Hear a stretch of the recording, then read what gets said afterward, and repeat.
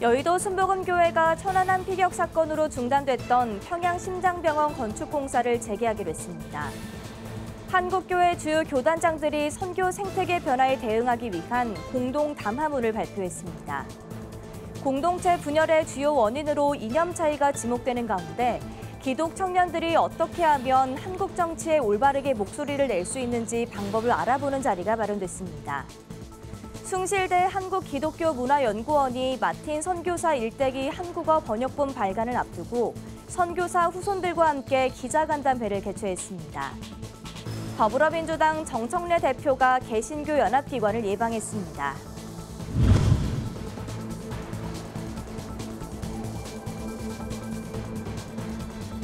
시청자 여러분 안녕하십니까? 구티비 뉴스입니다. 여의도 순복음교회가 2010년 중단됐던 평양심장병원 건축 공사를 재개하기로 했습니다. 평양심장병원은 2007년 남북 정상회담 이후 조용기 원로 목사의 제안으로 시작된 대북 지원 사업으로 지하 1층, 지상 7층 규모로 계획됐습니다. 공정률 70%까지 공사가 진행됐지만 천안함 피격 사건으로 공사가 중단됐고 이후 여의도 순복음교회는 유엔과 북한, 국제의료단체와 협력하며 공사 재개 준비 작업을 진행해왔습니다. 그 결과 2021년 유엔 대북제재위원회가 의료장비 반입을 승인하며 전환점을 마련했고 다시 공사가 이뤄질 전망입니다. 이영훈 목사는 평양심장병원은 북한 주민의 생명을 살리고 남북이 인도주의적 차원에서 협력할 수 있는 상징적 사업이라며 조속히 완공하도록 하겠다고 밝혔습니다. 한국교회 주요 교단장들이 한자리에 모여 선교 생태계 변화에 대응하기 위한 공동 담화문을 발표했습니다. 선교 패러다임 전환, 이단 확산, 다음 세대 선교사 감소 등 한국 선교가 직면한 위기를 진단하며 교단 차원의 협력을 다짐했습니다. 양리은 기자가 보도합니다. 한국세계선교협의회 KWMA가 한국선교 생태계 변화를 위한 총회장 특별 담화문을 발표했습니다. 이번 담화문은 두 차례 교단장 간담회를 거쳐 마련한 것으로 선교 현안에 대한 교계 지도자들의 첫 공식 입장입니다.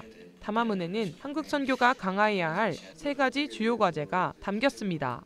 동반자적 선교로의 패러다임 전환, 선교지 이단 대응 체계 구축, 다음 세대 선교 동원 등 한국 선교계가 직면한 위기에 대응하기 위해 교단 차원으로 협력할 것을 다짐했습니다.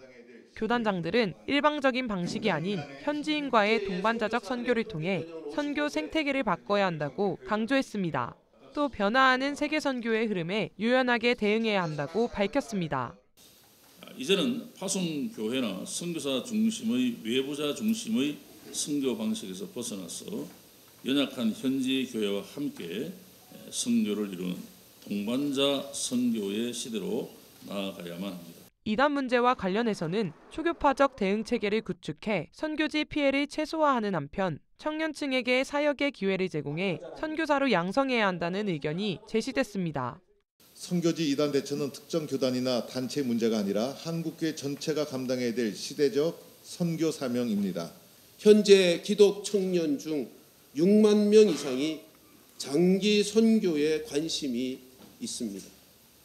이 열정이 사라지지 않도록 건강하게 키우는 것이 오늘 한국교회의 책무입니다.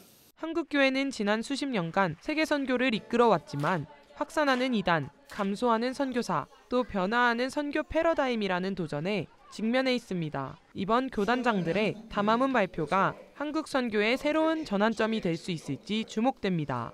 구티비 뉴스 양예은입니다. 최근 한국 사회는 진영 간 이념 대립으로 심각한 갈등을 겪고 있습니다. 이런 상황 속에서 기독 청년들은 어떻게 하면 한국 정치에 올바르게 목소리를 낼 수 있을지 알아보는 자리가 마련됐습니다. 전도헌 기자가 보도합니다. 지난 1월 목회데이터 연구소 조사에 따르면 국민 3명 중 2명은 우리 사회가 겪는 갈등은 작은 불씨에도 순식간에 폭발할 만큼 위험하다고 인식했습니다. 갈등의 가장 큰 원인은 진영 간 이념 대립이었습니다. 공동체 성장의 발목을 잡을 수 있는 이념 갈등을 완화하기 위해 학원복음화 협의회가 청년과 정치를 주제로 포럼을 열었습니다. 청년 세대가 특정 이념이 아닌 성경적 분별력으로 사회를 해석할 수 있도록 돕기 위해서입니다. 교회는 좌나 우나 이데올로기를 따라가거나 이념의 종이 되는 것이 아니라 그리스도의 종이 되어야 한다. 성경이 어떤 기준을 말하는가, 어떤 방향을 말하는가를 주목할 필요가 있다고 생각됩니다. 갈등을 대하는 태도가 더욱 중요하다는 의견도 제시됐습니다. 건강하게 정치에 참여하기 위해 서로의 입장을 경청하는 자세가 중요하다는 설명입니다. 증오와 적개심으로 가득 차서 대화가 불가능한 상태가 되어서 답을 찾을 수가 없게 된다는 거죠. 큰 입장 차이가 있음에도 불구하고 각자 어떻게 자기 입장을 절대시하지 않고 상대방의 입장을 경청하게 할 수 있는지. 참석자들은 공동체 구성원들이 정치에 참여하기 위해 올바른 대화의 장이 필요하다고 입을 모았습니다. 나도 이제 너의 생각으로 변화될 수 있고 너도 나의 생각으로 인해서 변화될 수 있다면 그럼 우리가 함께 만나서 대화를 나누지 않을 이유가 있는가. 그 말에 많이 공감이 됐고. 이념 갈등이 불거지는 현실 속에서 성경을 기준으로 올바른 길을 찾으려는 교회의 노력이 계속되고 있습니다. 구티비 뉴스 전두원입니다.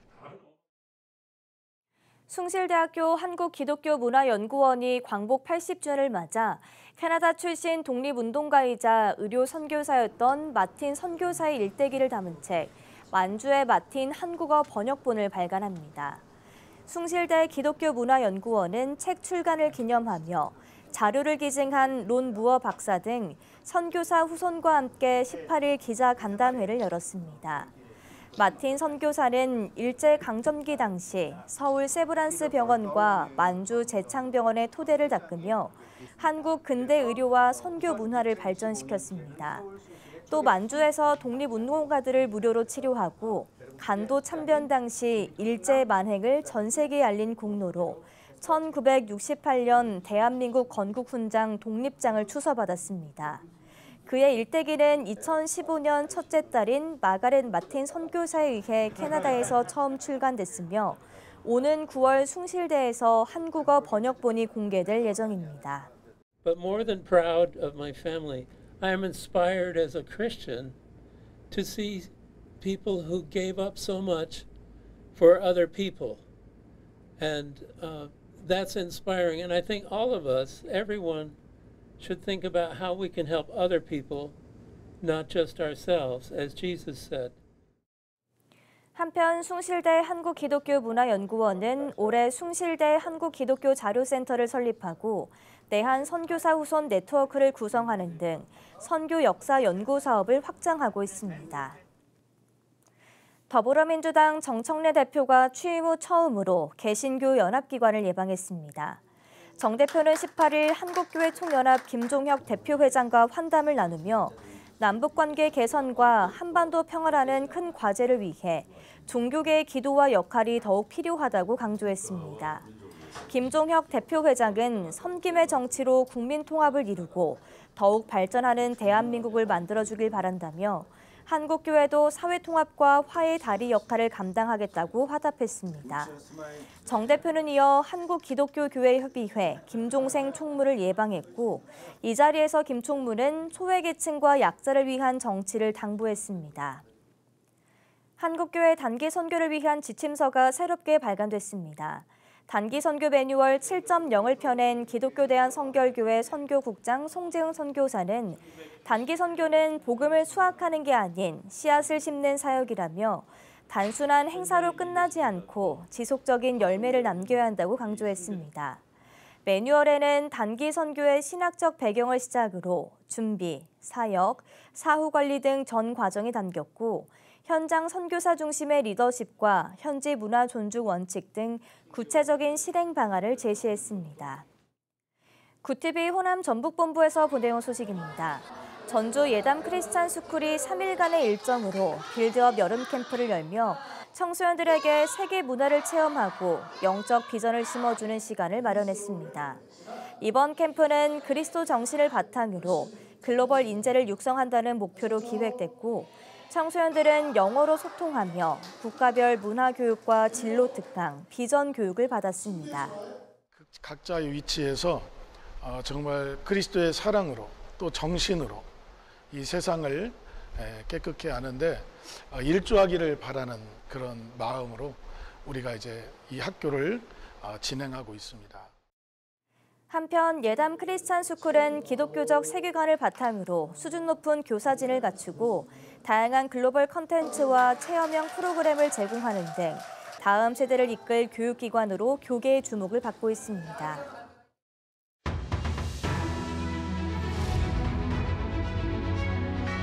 오늘의 이슈 포커스입니다. 이재명 대통령이 19일 용산 대통령실에서 재계 주요 인사들과 간담회를 열고 한미 정상회담 준비에 속도를 냈습니다. 관세 협상 등 민감한 의제가 걸린 만큼 원팀 모드를 강조하며 협조를 구한 것으로 풀이됩니다. 간담회에는 이재용 삼성전자 회장, 구광모 LG그룹 회장 등이 참석했습니다. 이재명 정부의 첫 주미대사에 강경화 전 외교부 장관이, 주일 대사에 이혁 전 주 베트남 대사가 내정됐습니다. 새 정부 출범 75일 만으로 이 대통령의 일본과 미국 방문 일정을 앞두고 공석이던 대사직을 채우며 외교 정상화에 나선 것입니다. 이번 인선은 한미와 한일 정상회담을 앞둔 외교 전략의 일환으로 평가됩니다.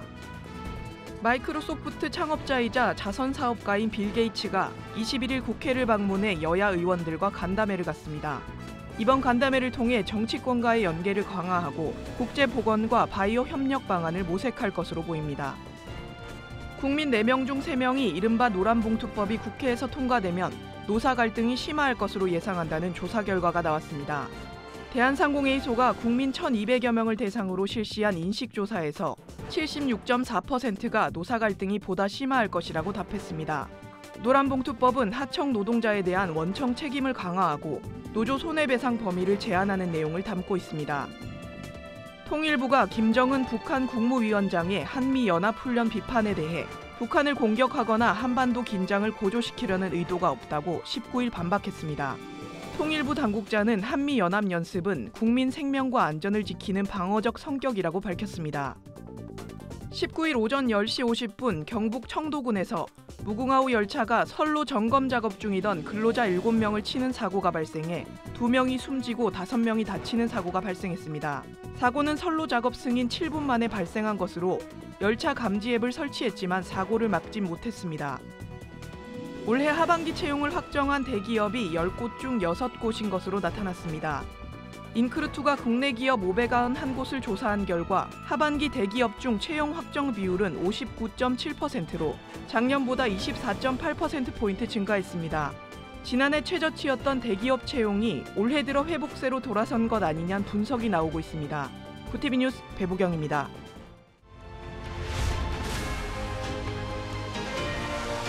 구티비 월드와이드입니다. 도널드 트럼프 미국 대통령이 현지 시간 18일 푸틴 러시아 대통령과 젤렌스키 우크라이나 대통령 간의 양자회담을 마련하겠다고 밝혔습니다. 회담 후에는 자신도 참석하는 3자 회담도 추진할 예정이라고 강조했습니다. 이에 대해 홍콩 사우스차이나 모닝포스트는 트럼프 대통령이 노벨 평화상에 집착해 강압적인 중재 외교를 이어가고 있으며 이는 장기적인 대립의 씨앗이 될 수 있다고 보도했습니다. 현지 시간 18일 미국에서 도널드 트럼프 대통령의 지지율이 취임 후 최저치인 40%에 머물렀다고 로이터 통신이 보도했습니다. 이는 지난 1월 47%에서 7%포인트 하락한 수치로 미국 고용시장에 악화 조짐이 일고 지난 대선에서 트럼프 대통령을 지지했던 히스패닉 유권자들의 이탈이 두드러지며 지지율이 하락한 것으로 분석됐습니다. 오픈 AI의 샘 올트먼 최고 경영자가 현지 시간 18일 미국이 중국의 인공지능 기술을 과소평가하고 있다고 지적했습니다. 그는 미국과 중국의 AI 경쟁은 단순한 순위 싸움이 아니라 복합적 요소가 얽힌 문제라며 추론 능력 등 일부 분야에서는 중국이 빠르게 성장할 수 있다고 밝혔습니다. 또한 미국의 반도체 수출 통제가 현실을 따라가지 못하며 장기적으로 효과적인 억제책이 되지 못할 가능성이 크다고 덧붙였습니다. 팔레스타인을 대표하는 여성이 사상 처음으로 미스 유니버스 대회에 참가합니다. 미국 CNN 등에 따르면 현지 시간 18일 팔레스타인 여성 나딘 아유브가 오는 11월 태국 방콕에서 열리는 대회에 참가한다고 보도했습니다. 아유브는 소셜 네트워크를 통해 팔레스타인 국민은 물론 가자지구를 위한 목소리를 내겠다며 참가 의미를 강조했습니다. 현지 시간 18일 시리아가 36년 만에 최악의 가뭄으로 밀 생산량이 40% 감소하면서 식량 위기에 직면했다고 로이터 통신이 보도했습니다. 유엔 산하 세계식량기구는 시리아인 약 300만 명이 심각한 굶주림에 처할 수 있다고 경고했습니다. 하지만 시리아 정부는 아직 곡물 확보 대책을 내놓지 않고 있고 관련 부처는 로이터의 질의에도 답하지 않은 상황입니다. 구티비 뉴스 김태유입니다.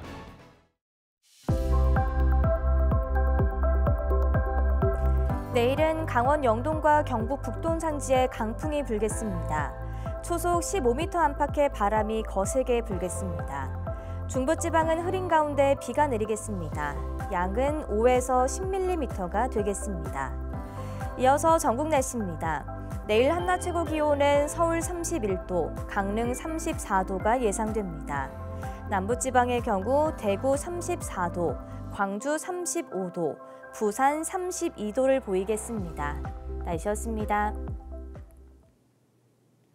여의도 순복음교회에서 재추진하는 평양심장병원은 남북교류와 인도적 지원을 종교계가 앞장서 실현한다는 데 의미가 있습니다. 단순한 의료협력 차원을 넘어 신뢰를 회복하고 평화 분위기를 조성하는 데 기여할 수 있다는 점에서 커다란 상징성을 갖고 있는데요. 한국교회 대북 사역이 한반도 평화를 앞당기는 견인차 역할을 하고 있습니다. 이상으로 뉴스를 마칩니다. 함께해 주신 여러분 고맙습니다.